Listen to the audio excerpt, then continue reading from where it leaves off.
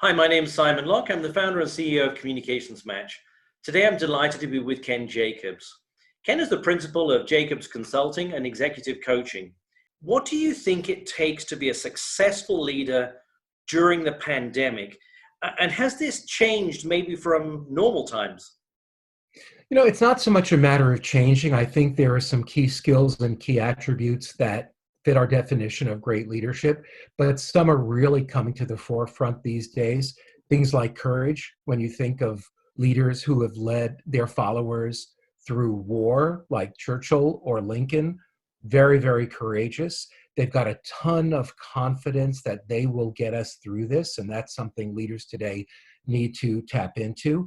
Aligned with optimism. If you look at those photos of a very jaunty FDR, that optimistic view, we knew, well, he'd get our grandparents, and for some of us, our great-grandparents, through the Depression and World War II. Empathy is so important these days, really listening to your people, understanding what they're going through. And you really have to do that on a one-on-one basis. It's not just what my whole team is going through, but what each individual team member is going through and how they're experiencing this and how they're getting through. So empathy and real listening. And then I think transparency. I think being willing to be honest and open and saying, I don't know what the new normal will look like. I don't know when the new normal will be here, but I know we can get through today and tomorrow. I'm confident of that. Leaders want to be in control, but I've been arguing that actually we have to embrace uncertainty during this time. How do you manage when you really don't know what's going to happen next? So let's alert the media, because Simon, I agree with you so completely in this regard.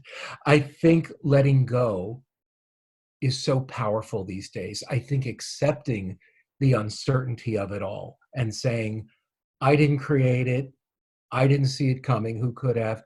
But this is an opportunity. If we view it as an opportunity, it will be an opportunity to strengthen our bonds with our clients, internal and external, to strengthen our bonds with our people.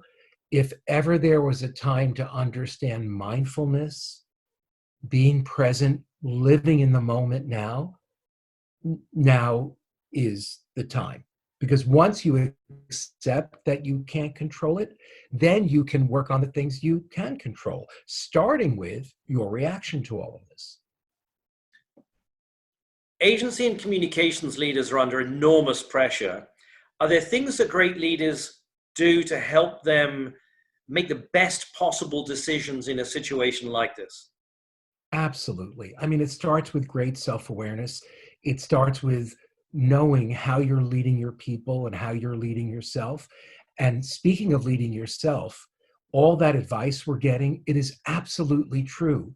The fitness, the outdoor walks, of course, with appropriate social distancing, the nutrition, the self-care, whatever that means for you. For many leaders who've never done meditation before, they've started to do it now, and it's giving them tremendous clarity. And I think that's one of the big points.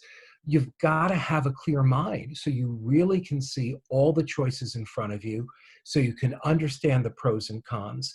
And then you also understand that you're going to make the best possible decision you have based on the intelligence you have. And if it doesn't work out the way you expected, have the confidence to know you can recalibrate and make a different decision. And that all comes from a clear mind from doing all those things we just talked about.